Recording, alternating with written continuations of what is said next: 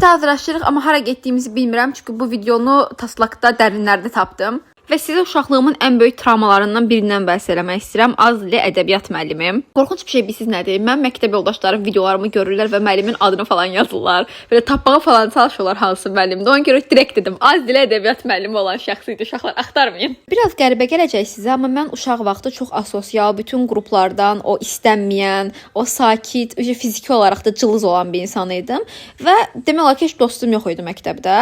Və bir gün ədəbiyyat dərsində idik ki, illərcə mən bu insana görə ədəbiyyatdan nifrət eləmişəm. Kitab üzü açıb oxumaq istəməmişəm kitab. Kimlər bilər, mənim Mustafa Kemal Atatürkə, Türkiyəyə, türkçülüyə, türklərin İstiqlal marşına çox böyük bir sevgim var. Ümumiyyətcə türk olmaq çox gözəl bir şeydir. Mən türk olduğum üçün çox xoşbəxtəm və ona görə çox özənlə öyrənmişdim marşı ki, gedib mən onu danışacağam bütün sinifə. Yəni çox da yaxşı oxuyan bir tələbə değildim, amma həqiqətən çox özənlə öyrənmişdim. Sırf türkçülüyə olan sevgimdən də.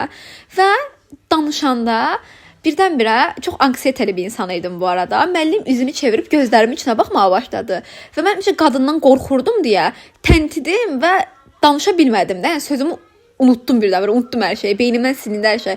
Və bütün sinifə baxıb gülərəkdən verlədi ki, bəli, insanlar üzdən oxuyanda əlbəttə ki də gözlərinin içinə baxanda danışa bilmirlər. O qədər pis olmuşdum ki, sizə duyğularımı ifadə edə bilmərəm də. Sadəcə bunu fikirləşin ki, mən illərcə ədəbiyyatdan nifrət eləyib kitab üzü açmaq istəməmişəm ondan sonra. Sinif yoldaşım mənə təsəlli eləməyə çalışmışdı ki, biz bilirik ki, sən öyrənmisən də, yəni ağlama, pis olma və s.